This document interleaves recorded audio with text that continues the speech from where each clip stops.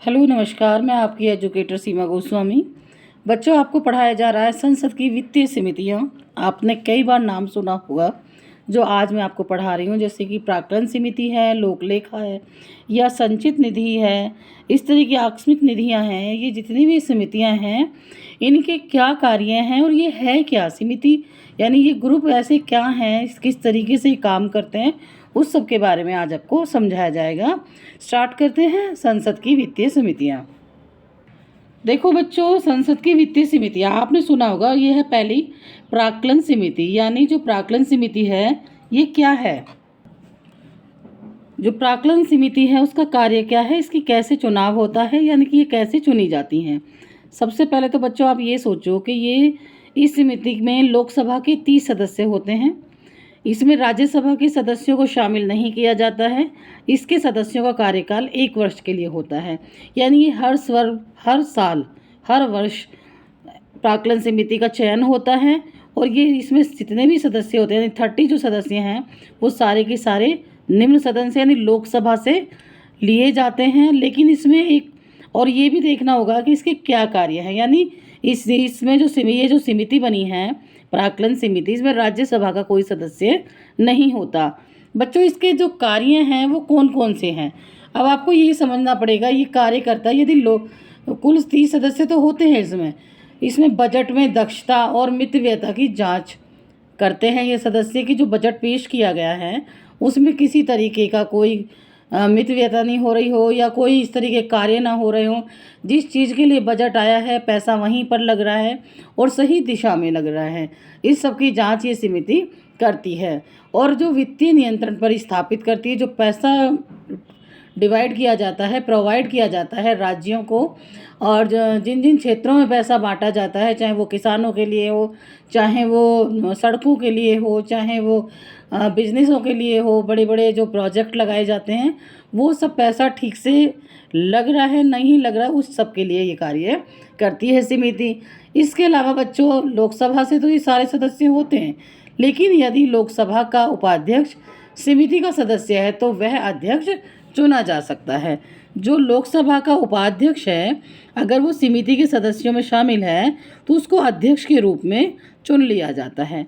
Second है बच्चों लोक लेखा समिति। अब ये क्या है लोक लेखा समिति? प्राक्कलन समिति की जुड़वा बहन के रूप में से जाना जाता है। इस समिति में 22 सदस्य होते हैं, जिसमें 15 सदस्य लोकसभा द्वारा, 7 सदस्य राज्यसभा द्वारा 1 वर्ष के लिए निर्वाचित किए जाते हैं। अब बच्चों, हमें इसको ऐसे समझना है, जो प्राक्कलन समिति है उसमें सारे के सारे सदस्य लोकसभा से आते हैं, निम्न सदन से आते हैं। और जो लोक लेखा समिति है कार्य उसके भी वही हैं, लेकिन इसके 22 सदस्य होते हैं, जिसमें 15 सदस्य लोकसभा से और 7 राज्यसभा से होते हैं। अब ये लोक लेखा समिति जो है बच्चों, लोक लेखा समिति का जो कार्य है वो क्या है, इसका जो निर्माण है वो कब हुआ था? तो बच्चों, ये 1967 में इसकी स्थापना हुई थी।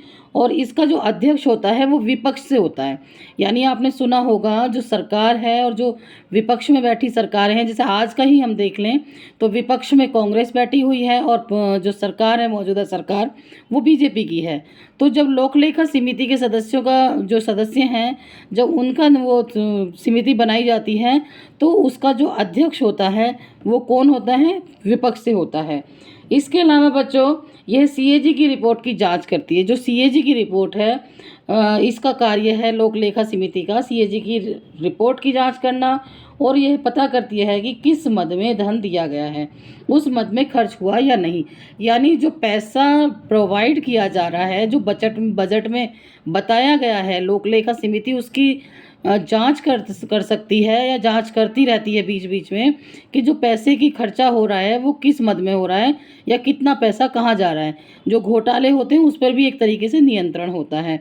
तो लोक लेखा समिति का ये है। और क्वेश्चन ऐसे आते हैं बच्चों कि लोक लेखा समिति किस समिति को प्राक्कलन समिति की जुड़वा बहन कहा गया है? तो लोक लेखा समिति को कहा गया। इसकी स्थापना की गई कब हुई थी?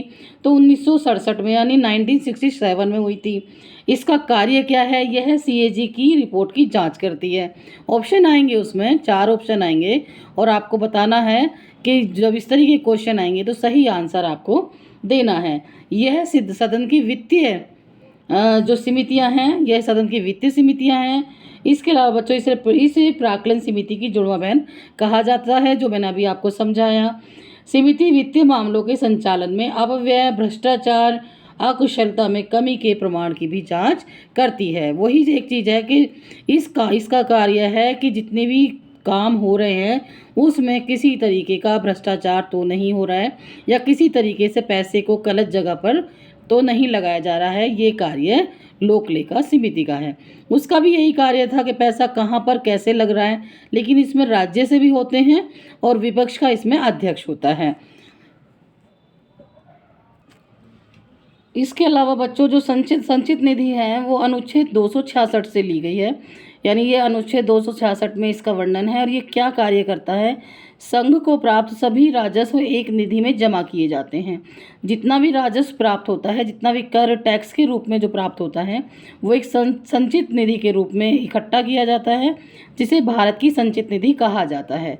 ये टैक्स के द्वारा पैसा आता है, या जो भी कार्य हो रहे हैं, चाहे हाउस टैक्स हो या आपके कृषि टैक्स हो या जॉब के टैक्स हो, जो भी जितने प्रकार के टैक्स हैं वहाँ से ये सब इकट्ठा होकर के एक संचित निधि में जमा किया जाता है। संचित निधि से धन निकालने के लिए सक्षम विधानमंडल विनियोग अधिनियम पारित करता है।